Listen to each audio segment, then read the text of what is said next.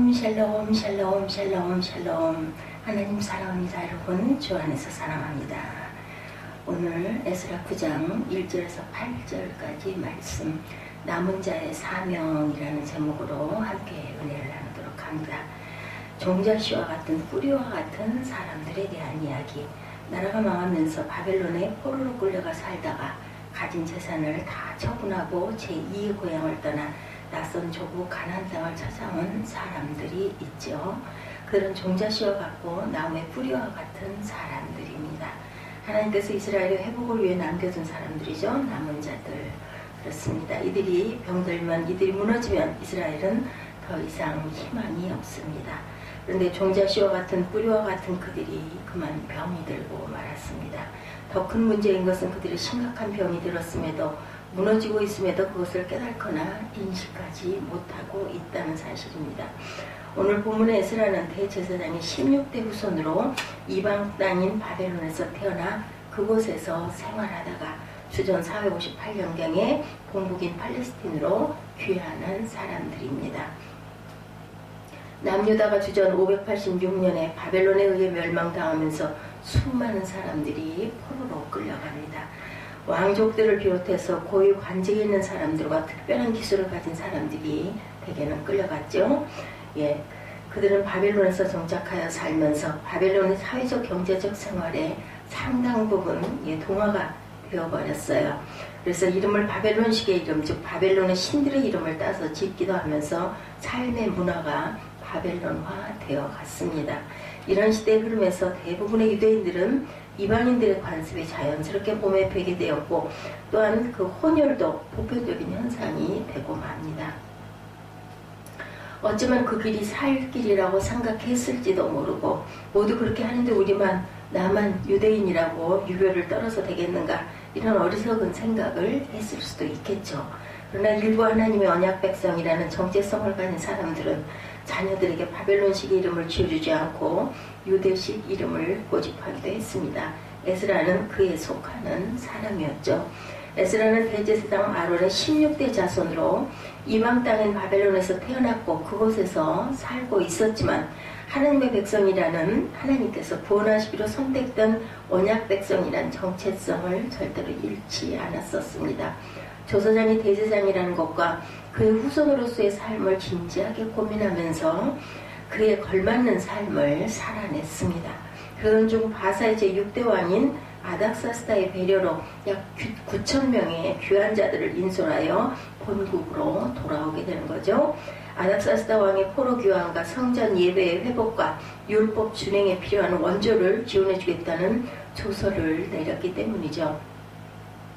에스라는 아닥사스다 왕의 배려로 풍성한 헌물을 싣고 감격해서 고국으로 돌아옵니다. 이스라엘의 포로 귀환은 3차에 걸쳐 이루어졌는데, 1차는 주전 537년에, 2차는 458년에, 3차는 444년에 이루어지고, 2차는 에스라는 2차 포로 귀환자이죠. 에스라가 본국에 들어왔을 때 1차의 귀환, 즉 주전 537년에 귀환한 스룹바벨과 예수아가 죽은 지 약 80년이 지난 때입니다.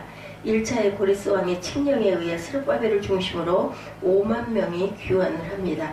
그때 돌아온 사람들은 가장 먼저 무너진 성전을 재건해서 하나님께 예배를 드리는 일과 초막절을 준수했습니다. 절기가 살아났죠. 성전이 재건이 됐습니다. 예루살렘 성전이.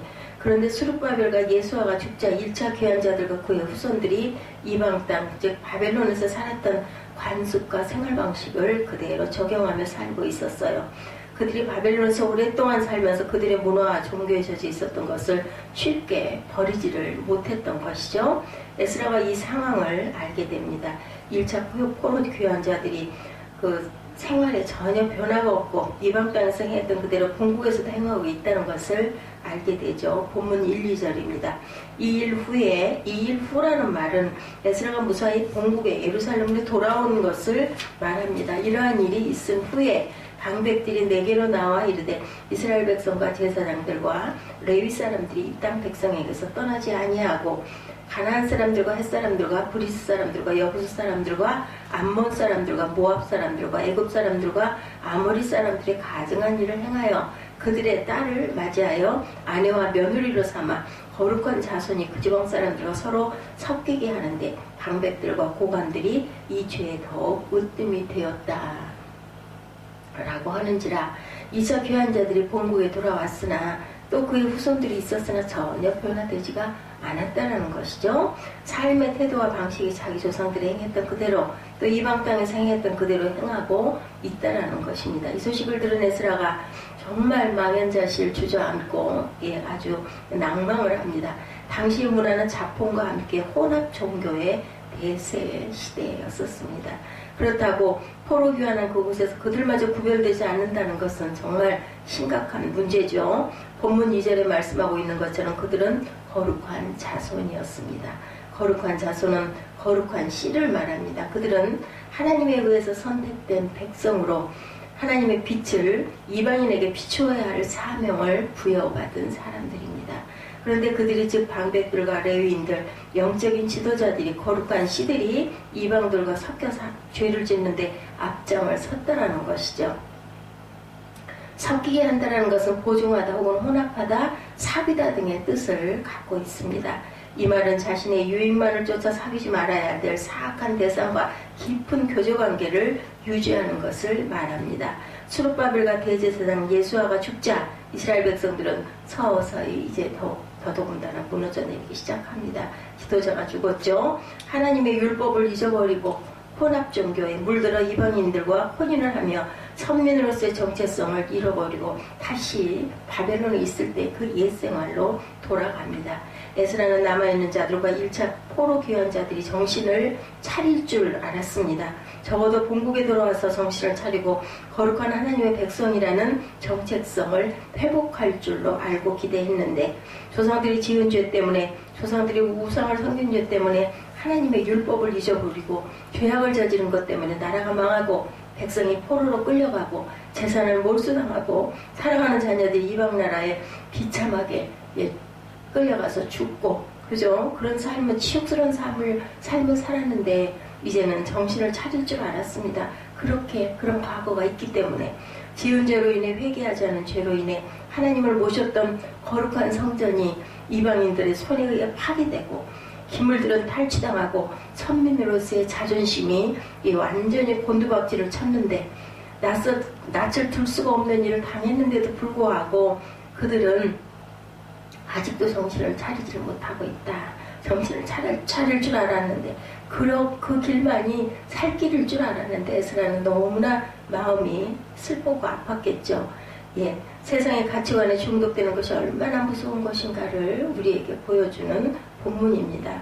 세속적인 문화에 중독이 된다는 것은 정말 무서운 것이다. 인간에게 해가 되고 악이 되는 전통이나 관습이 얼마나 무서운 것인지를 보여주고 있습니다. 몸에 배어버린 습관으로 자리 잡은 것을 고치기가 정말 어려운 것이죠. 보편화되었다고 다수가 행한다고 기독교인들도 신앙인들도 똑같이 되면 안 된다는 것을 여실히 보여주고 있습니다. 이스라엘 백성들이 현실 앞에서, 치료 앞에서 비정상이 정상이 되고 정상은 비정상이 되었습니다. 왜 그랬을까? 하나님의 말씀대로 살기에는 너무나도 부담스러운 생각이 들었다는 거죠. 그렇게 살면 생존이 불가능할 것 같다. 그렇게 살았다가는 내가 고립돼서 살아남을 수가 없을 것 같다. 이런 생각들이 들었다는 거죠. 사회의 구조와 문화, 종교가 그렇게 돌아가고 있었기 때문인데 지도자들도 심지어 제사장까지도 그렇게 살고 있었기 때문입니다. 모두가 다 그렇게 하고 있었죠. 오늘날 세상은 정말 아주 마지막으로 치닫고 있습니다. 도덕과 윤리가 자꾸 무너져가고 있죠. 우리 주위에 보면 무너졌다고 해도 과언이 아닙니다. 무엇이 옳은지 무엇이 그른지 분간하기 어려운 시대이고 혼전 순교를 지키는 것은 너무도 당연하였건만 이거는 아무것도 아닌 것 같이 된 그러한 그 시대. 젊은이들의 사고가 결혼하기 전에 살아보고 결혼할 것인지 아닐 것인지 이런 얘기들도 많이 하죠.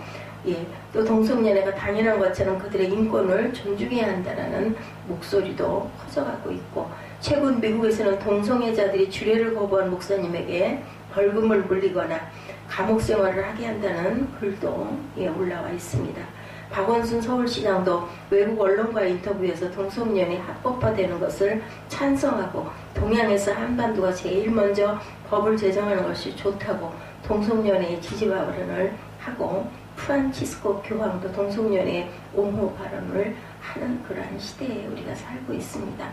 하나님은 성경을 통해 동성애가 죄라는 것을 분명히 말씀하셨습니다. 소돔과 고모라가 BC 1900년경에 유황과 불에 멸망을 당하죠. 그들이 대표적인 죄악이 바로 동성연애였고 그래서 하나님의 심판을 받은 것입니다. 사탄은 문화를 타고 역사한다고 하죠. 그렇게 하는 것이 거부감이 없고 대중의 마음을 사로잡기에 가장 자연스럽기 때문에 그렇게 파고듭니다. 요즘 현실을 거스르는 것은 시대에 뒤떨어진 사람 취급을 받죠.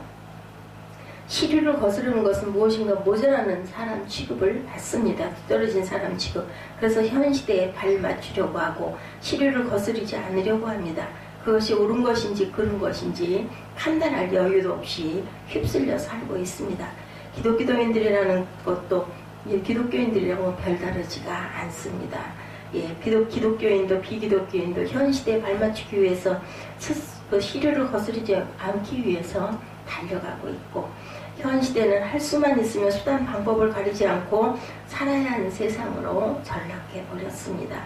마치 그것이 지혜로운 것처럼 능력인 것처럼 그렇게 해야 되는 것인 것처럼 돼버리죠. 기독교인들도 예수님을 믿는 사람들도 그렇게 해야만 되는 것처럼 전락해 버렸습니다. 하나님께서 지금 우리 세대를 보시고 어떤 마음이실까 우리 생각해 보십시다. 기뻐하실까 아니면 안타까워하실까. 기독교인인지 비기독교인인지 구분이 되지 않은 이 현실을 하나님께서는 어떻게 보실까. 오늘 에스라서를 통해서 하나님께서 얼마나 마음이 아파하시는지를 깨달는 저와 여러분 되시기 바랍니다. 예수님은 사도 바울을 통해서 로마서 10장 2절에 이렇게 말씀합니다. 너희는 이 세대를 본받지 말고 오직 마음을 새롭게 하여 변화를 받아 하나님의 선하시고 기뻐하시고 온전하신 뜻이 무엇인지 분별하라. 이렇게 말씀하시죠. 주님께서 성도들에게 당부하시기를 이 세대를 본받지 말고 말씀으로 마음을 새롭게 하여 하나님께서 선하게 여기시는 삶을 기뻐하시고 온전하게 여기시는 삶을 살아가라. 이 세대를 거스르며 즉 이 세대를 거스르며 살아가지 말라는 거죠. 그렇다면 그런 삶은 어떤 삶일까? 이 세대 이렇게 그 혼탁한 세대를 거스르고 살아가라는 것입니다. 그렇다면 그것은 어떤 삶일까? 이 세대를 거스르고 사탄이 만들어 온 문화를 거스르는 삶이 과연 어떤 것일까? 말씀으로 돌아가라는 것입니다. 하나님의 말씀으로 세상을 담대히 맞서서 이겨내는 삶을 말합니다. 어떤 환경에 놓여있다 할지라도 어떤 역경에 처할지라도 하나님의 말씀으로 살아내라는 것이죠. 그렇게 하는 것이 쉽지는 않죠. 한순간에 되지 않을 수도 있습니다. 그래도 그렇게 해야 합니다. 그렇게 되지 않으면 사상 두각과 다름이 없고 기독교인의 본질을 잃어버리고 원칙과 기본을 잃어버리고 살게 된다. 이스라엘 백성들이 말씀을 따라가지 않고 사람의 형편과 생각대로 신앙생활을 합니다. 자기들의 사상과 이념에 매여 제사를 드립니다. 그것이 그들의 신앙을 병들게 하고 그들의 신앙을 무너뜨리는 요인이 됩니다. 분명한 신조가 있어서 무엇을 믿고 왜 살아가야 하는가에 대한 그러한 그 주관과 그러한 신앙과 결단이 없다면 말씀이 없으면 사상 두각과 같다. 시대의 도도한 흐름을 거슬릴 수가 없습니다. 사사기 초기에 이스라엘이 왜 무너졌을까? 말씀의 맥이 끊어졌기 때문이죠. 말씀의 중요성을 상실했습니다. 지금 이 시대는 분명한 말씀보다 타협의 말씀이 인기를 얻고 지지를 받고 갑니다. 그러나 여러분 신앙인은 세상과 절대로 타협해서는 안 되겠죠. 세속적인 것들과 짝해서도 안 됩니다. 세상과 타협하는 순간 세속적인 것들과 짝하는 순간 서서히 신앙성을 잃어버리고 신념이 병들어 결국은 무너지고 말 것이죠. 하나님은 근본적으로 이방인과의 통혼을 언급하십니다. 신명기 7장 3, 4절이죠. 또 그들과 혼인하지도 말지니 내 딸을 그들의 아들에게 주지 말 것이요 그들의 딸도 내 며느리로 삼지 말 것은 그가 내 아들을 유혹하여 야훼를 떠나고 다른 신들을 섬기게 함으로 야훼께서 너에게 진노하사 갑자기 너희를 멸하실 것임이니라. 하나님께서는 이스라엘 백성이 가나안 땅에 들어가면 그들이 섬기는 신, 즉 가나안 족속들이 섬기는 가증한 우상을 섬길 것이라는 것을 알고 계셨어요. 그렇게 되면 이스라엘 백성은 하나님의 백성이라는 정체성을 잃어버리게 될 것이고 하나님과의 언약도 잃어버리게 될 것이다라는 것을 알고 계셨겠죠. 그 끝은 파멸이고 영원한 죽음입니다. 하나님께서 그것을 걱정하시고 하나님을 떠나 멸망하게 될 것을 막기 위해서 강력하게 이방인들과의 통혼을 금하십니다. 이런 이유가 아니라면 이방인들과 결혼돼 그렇게 부정적으로 그렇게 굴 것만도 아닌데 출애굽의 지도자였던 모세가 구스 여자를 아내로 맞아들였을 때 아론과 미리암이 모세를 비방하는 사건이 있었죠. 그런데 하나님은 모세의 손을 들어주십니다. 또 이방 여인으로 기생이었던 라합은 전능하신 하나님에 대한 소문을 듣고 상천 지하에 하나님 같은 신이 없다는 것을 믿고 정탐꾼을 도와주죠. 그 믿음으로 예수님의 족보에까지 오르는 영광을 얻습니다. 모압 여인 룻도 히브리인인 보아스와 결혼하여 예수님의 족보에 오릅니다. 이들은 모두 이방 여인이었지만 이스라엘 백성들보다도 하나님에 대한 신앙이 좋았습니다. 그뿐만이 아니라 신명기 21장 10절에서 14절에는 이방 여인을 아내로 맞이하는 규례를 기록하고 있습니다. 즉 이방인이라 할지라도 자신이 죄인임을 인정하고 정결의식을 통해 정결하게 되면 그 사람도 선민의 대열에 낄 수가 있다는 거죠. 따라서 하나님께서는 이방인과의 통혼을 금지하신 것은 신앙의 순수성 보존을 위한 것이지 결코 혈통적이거나 배타주의적인 그 민족주의를 위한 것은 아니라는 뜻입니다. 이방 여인을 아내로 맞이했다가 인생 말년에 쓴맛을 본 모델 있죠. 바로 솔로몬입니다. 솔로몬은 초기 하나님만 믿고 의지하는 아주 신실한 신앙인이었죠. 아버지의 뜻을 그대로 닮아갔던 그런 솔로몬이 왕으로 등극한 후에 하나님에 대한 신앙으로 7년이나 긴 세월에 걸쳐서 성전을 건축하고 1000번제를 드릴 만큼 하나님을 전폭적으로 의지하고 사랑하는 그런 왕이었습니다. 그런데 정체적으로 이방나라 여인들과 정략 결혼을 하면서 하나님을 떠나게 되죠. 결국 나라가 분단되는 암울한 역사를 만들어냅니다. 열왕기상 11장 4절 상관절과 9절입니다. 솔로몬의 나이가 많은 때 그의 여인들이 그의 마음을 돌려 다른 신들을 따르게 하였으므로 솔로몬이 마음을 돌려 이스라엘의 하나님 야훼를 떠남으로 야훼께서 그에게 진노하시니라. 솔로몬이 이방 여인들을 아내로 맞을 때 이방 여인들이 몸만 온 것이 아니고 그들을 섬기는 신들도 함께 들여왔다라는 겁니다. 따라서 솔로몬은 시돈의 여신 아스다롯을, 암몬의 밀곰을, 모압의 그모스를 섬기면서 하나님께 등을 돌립니다. 하나님께서 2번이나 나타나셔서 그러면 안 된다고 이제 그만 돌아서라고 경고하셨음에도 돌이켜 서지를 않습니다. 그의 결말이 비참하게 끝을 맺습니다. 나라를 분단시키는 주범이 되고 역사적으로 후손들에게 두고두고 경계의 대상, 경고의 대상이 됩니다. 에스라는 이 사실을 잘 알고 있었죠. 솔로몬을 비롯하여 자기의 조상들이 하나님을 떠나 범죄함으로 나라를 잃고 포로로 끌려가고 비참하고 치욕적인 삶을 살게 된 것을 알고 있습니다. 본문 7절에 이렇게 고백합니다. 우리 조상들의 때로부터 오늘까지 우리의 죄가 심하네. 우리의 죄악으로 말미암아 우리와 우리 왕들과 우리 제사장들을 여러 나라 왕들의 손에 넘기사 칼에 죽이며 사로잡히며 노략을 당하며 얼굴을 부끄럽게 하심이 오늘날과 같으니이다. 이 말씀을 세번역 성경으로 읽으면 조상 때부터 오늘에 이르기까지 우리가 저지른 잘못이 너무도 큽니다. 우리가 지은 죄 때문에 우리뿐만 아니라 우리의 왕들과 제사장들까지도 여러 나라 왕들의 칼에 맞아 죽거나 사로잡혀가고 재산도 다 빼앗기고 온갖 수모를 겪었습니다. 이런 일은 오늘에 와서도 마찬가지입니다. 조상들의 죄 때문에 이렇게 된 것이 너무나 가슴 아픈데 지금 거룩한 자손으로 거룩한 씨로 남겨진 자들까지도 정신을 차리지 못하고 있는 것에 대해 통탄하며 회개하기 시작을 합니다. 그의 회개는 정말 죄악의 심각성을 느끼게 하죠. 본문 3절입니다. 내가 이 일을 속히 듣고 속옷과 겉옷을 찢고 머리털과 수염을 뜯으며 기가 막혀 앉으니 에스라가 지도자들과 레위인들이 거룩한 자손으로의 정체성을 잃어버린 것에 대해 너무나도 기가 막혀 속옷과 겉옷을 찢으며 머리털과 수염을 뜯으며 회개합니다. 본문 6절에 이 회개가 나오죠. 나의 하나님이여, 내가 부끄럽고 낯이 뜨거워 감히 나의 하나님을 향하여 얼굴을 들지 못하오니 이는 우리 죄악이 많아 정수리에 넘치고 우리 허물이 커서 하늘에 미침이니이다. 조상들이 죄를 지은 자기 백성들이 지은 죄가 너무 크고 더러워 얼굴을 들 수가 없다고 합니다. 우리 또한 이 나라를 살리려면 우리 조상들이 지은 죄와 우리 동족의 지은 죄를 회개해야겠죠. 기독교인으로서의 정체성을 잃어버리고 교회를 시험에 빠뜨린 사회를 어지럽게 한 죄를 회개해야 되겠죠.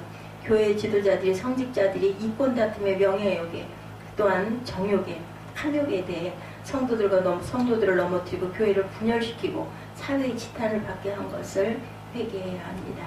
누구의 죄라고 손가락질하기보다는 누구의 죄 때문이라고 떠넘기기보다는 우리가 엎드려 회개해야 되겠죠. 통탄하며 회개해야 합니다. 에스라가 회개하여 그 백성을 흔들어 깨운 것처럼 우리가 회개하며 잠든 영혼들을 흔들어 깨워야 하고 병든 심령들의 치료와 회복을 위해서 우리가 기도해야 합니다. 우리를 풍노로 거룩한 바람이 은혜의 바람이 불게 해야 하겠죠. 예, 우리가 이 시대의 남은 자로서의 사명을 감당해야 됩니다. 믿음의 통로가 되어야 할 줄로 믿습니다. 나는 아방과 같은 사람입니다. 내가 교회의 부흥을 맡고 있습니다. 이렇게 기도하셨던, 이렇게 회개하셨던 길선주 목사님이 계셨습니다. 한국의 기독교회 1907년 그때 그 평양 대부흥운동의 장대인 현교회에서의 그 사경회, 기도회와 사경회죠. 평안남도 전역에서 올라온 1000여 명이 모여서 집회하고 있을 때 그때 회개운동, 회개 역사가 일어납니다. 강력한 성령의 역사가 일어나죠. 당시 100달러에 해당하는 거금을 착복했다. 성령께서 그의 심령을 비추시자 견줄 수가 없어 회개를 합니다. 나는 아광과 같은 사람이다. 내가 교회의 부흥을 맡고 있습니다. 라며 마룻바닥을 뒹굴며 회개합니다. 그래서 곳곳에 있던 사람들이 여기저기서 하나 둘씩 회개하기 시작하죠. 아내를 부박한 일, 처분을 두른 일, 남을 속여 폭리를 취한 일, 도둑질한 일, 부모를 미워한 일, 거짓을 말한 일, 달걀값을 속여 선교사의 돈을 갈취한 일, 강도, 강간, 살인죄까지 모두 고백하고 회개하기 시작합니다. 이 회개의 역사가 운동이 한국 전역에 그래서 활화산처럼 번져나가 한국교회에 대해 부흥의 역사가 일어나고 한국교회가 새롭게 탈바꿈하는 계기가 됩니다.